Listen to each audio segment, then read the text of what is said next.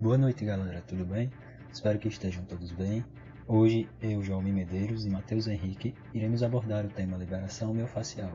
Nós iremos discorrer sobre o que seria a liberação, introduzindo o assunto para vocês, e depois falaremos a respeito de como essa estratégia é utilizada, quais são os materiais necessários e estratégias semelhantes.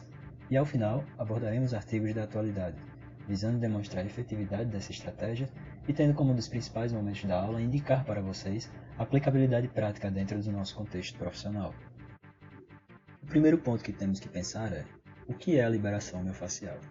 Esse tratamento consiste basicamente em manobras lentas e contínuas que aplicam pressão em certos pontos do corpo que podem ser feitas com ferramentas específicas ou até mesmo de maneira manual. A liberação proporcionada, em tese, diminui a tensão na fáscia e dá fim aos sintomas de dores. Mas o que seria a fáscia? Ela é um tecido gigantesco que cobre e interpenetra cada músculo, além dos nossos órgãos internos, se envolvendo e se interligando com todas as estruturas do nosso corpo. Com isso, ela fornece uma camada protetora contra traumas externos. A face também desempenha um importante papel de apoio ao sistema musculoesquelético. Tudo isso é determinante em nossa capacidade de suportar estresse e realizar atividades diárias. Em seu estado saudável, essa estrutura tem um aspecto ondulado e relaxado, podendo se alongar e mover sem restrições. Mas quando nosso organismo sofre com traumas físicos ou emocionais e se encontra em processo de cicatrização ou inflamação, a face perde essa flexibilidade. Isso significa que ela se torna restrita, logo, não oferece mais o suporte adequado, transformando-se em uma fonte de tensão para todo o corpo. Por isso, em determinados momentos, torna-se importante uma intervenção como a liberação miofascial. E como essa estratégia é utilizada? Diante do contexto atual, a liberação miofascial é comumente utilizada como uma ferramenta de recuperação após uma sessão de atividade física, onde os autores afirmam que essa estratégia corrige desequilíbrios musculares, alivia dores, alivia o estresse articular, melhora a eficiência muscular e melhora a amplitude de movimento. Dessa forma, tal intervenção pode ir além do contexto dos praticantes de atividade física e atletas de desempenho, podendo ser utilizada na rotina de um indivíduo normal para aliviar as tensões, dores e sobrecargas musculares diárias. Diante disso, quais seriam as estratégias e ferramentas utilizadas? Com o mesmo intuito, as estratégias podem ser utilizadas através da utilização de ventosas, guidão, soco e a massagem, de maneira manual, onde esta já teve comprovadamente alterações positivas nos níveis de serotonina, cortisol, endorfina e ocitocina, contribuindo para uma diminuição da percepção da dor. Essas outras estratégias são mais comumente utilizadas por outros profissionais da saúde, como os fisioterapeutas. Para nossa aula, nos atentamos à utilização das estratégias e materiais mais simples e acessíveis ao profissional da educação física, como foam roller, rolinho e bola de lacrosse. Em uma pesquisa rápida de valores, constatamos que um kit dessas ferramentas pode ser encontrado por, em média, R$200. Nesta primeira evidência, McDonald, em 2014, teve como objetivo compreender a eficácia do foam roller, que chamaremos de FR, como uma ferramenta de recuperação após uma sessão intensa de exercício físico que induz a dor muscular de início tardio, analisando, dentre algumas variáveis, a dor muscular, a amplitude de movimento, o salto vertical, a ativação muscular, a máxima contração voluntária, a dor percebida durante o FR e a força aplicada no FR. Para isso, contou com a participação de 20 homens com experiência em treinamento de força, que foram randomicamente direcionados para dois grupos, o grupo controle e o grupo experimental. Todos os indivíduos passaram pelo mesmo protocolo de teste, que foi dividido em 5 etapas. A primeira etapa consistiu em orientações sobre a pesquisa e o teste de 1RM.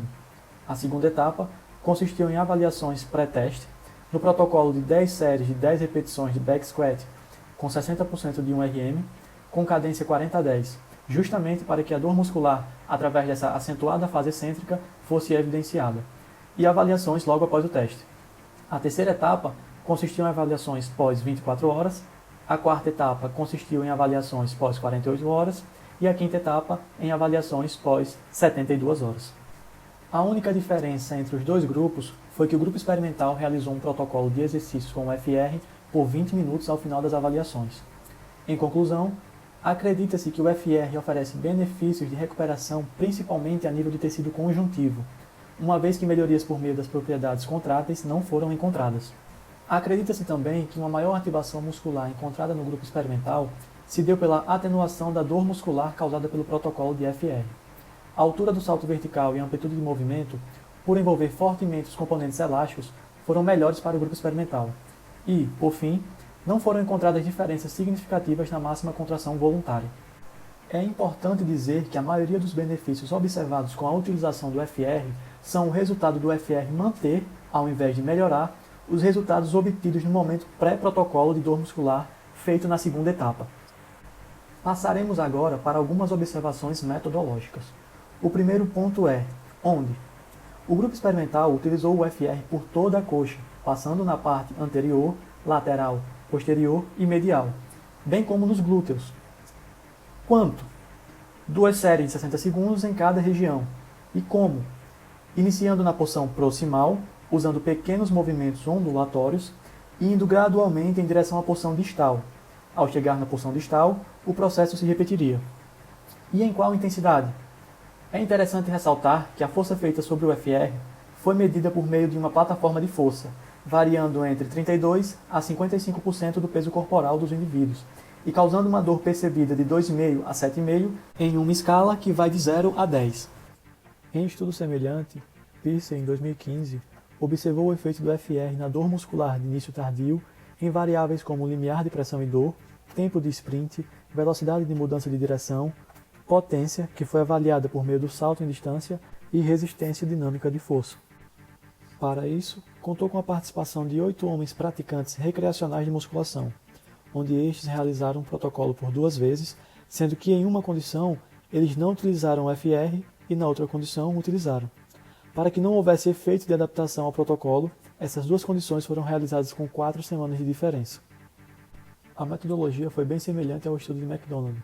Eles também fizeram 10 séries de 10 repetições com 60% de 1 RM e, a depender da condição designada, era seguido por 20 minutos de FR, repetindo também o FR nas 24 e 48 horas seguintes. Os testes de desempenho também foram realizados nos 3 dias seguintes ao exercício intenso, além do realizado neste dia. Ele também concluiu que o rolamento de espuma reduziu efetivamente a dor muscular e os decréscimos associados na maioria das medidas de desempenho dinâmico. O FR reduziu o declínio do limiar de dor, ou seja, o quadríceps se sentiu substancialmente melhor 24 e 48 horas após o exercício com rolamento de espuma. O tempo de sprint foi menos afetado com o FR e o salto em distância também demonstrou menor declínio após o FR. E isso é muito importante porque, em termos de desempenho, a dor muscular pode ter consequências negativas. Dor muscular e danos estruturais aos músculos e ao tecido conjuntivo podem resultar em função muscular e mecânica articular alteradas, e essas alterações podem reduzir significativamente o desempenho ou a intensidade ideal de treinamento dos atletas.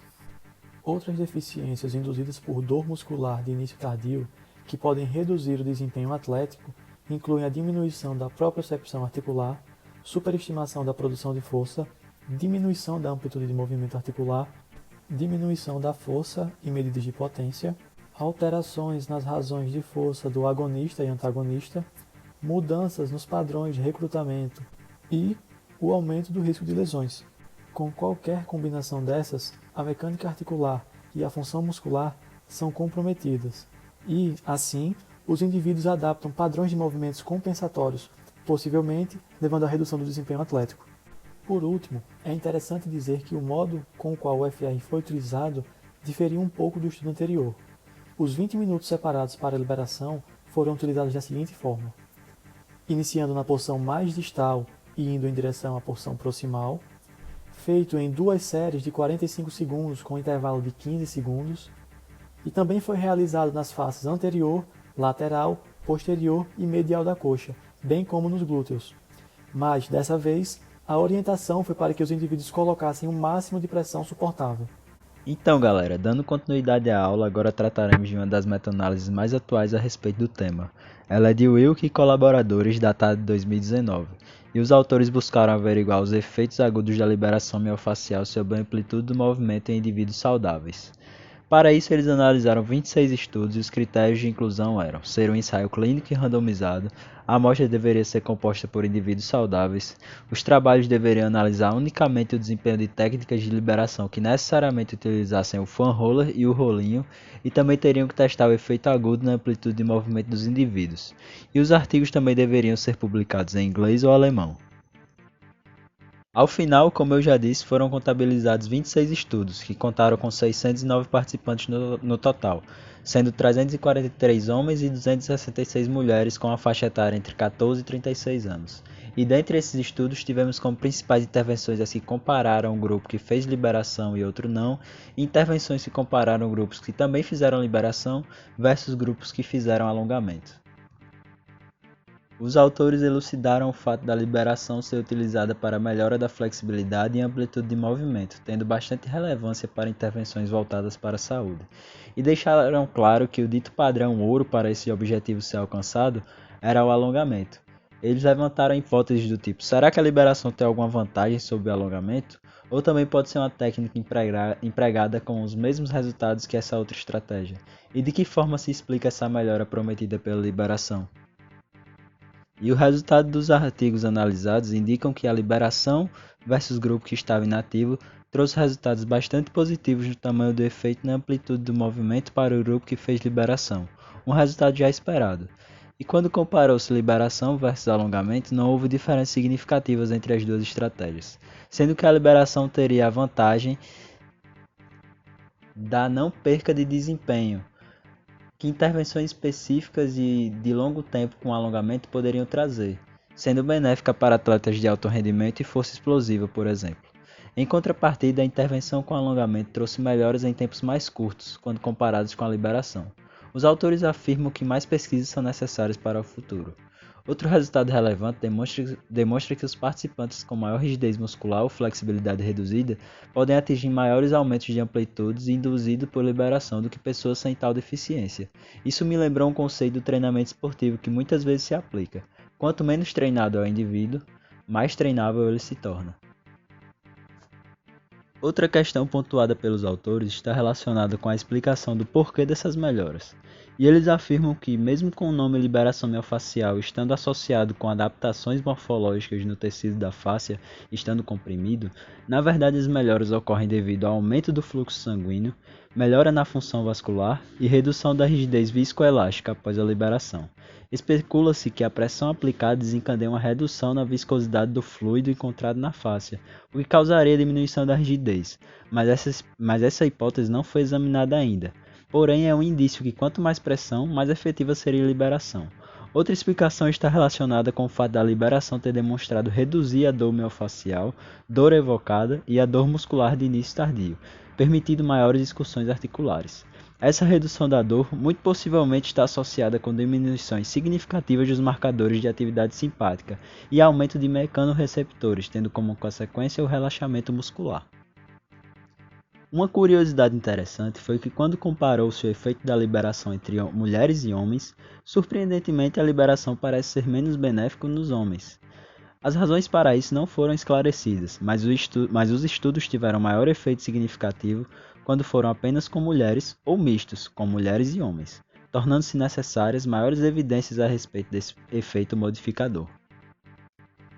Diante dos fatos mencionados, essa meta-análise de Wilk e colaboradores nos traz segurança para afirmar que a liberação miofascial representa um método poderoso para aumentar agudamente a flexibilidade e pode, portanto, ser utilizado com segurança para este fim. Por exemplo, no aquecimento para atividades esportivas, embora a sustentabilidade e continuidade dos aumentos de amplitude ainda esteja para ser delineada. Além disso, como os efeitos são semelhantes aos do alongamento, a liberação pode ser empregada como alternativa ou tratamento coadjuvante dos exercícios convencionais de flexibilidade. Outro ponto interessante está relacionado à intensidade da liberação. A grande maioria dos estudos disponíveis não especifica a quantidade de pressão a ser aplicada ou as instruções vagas, como produzir o máximo de pressão possível, nos indicando a necessidade de maiores estudos para esse parâmetro importantíssimo e esclarecer ainda mais pontos sobre a utilização dessa técnica.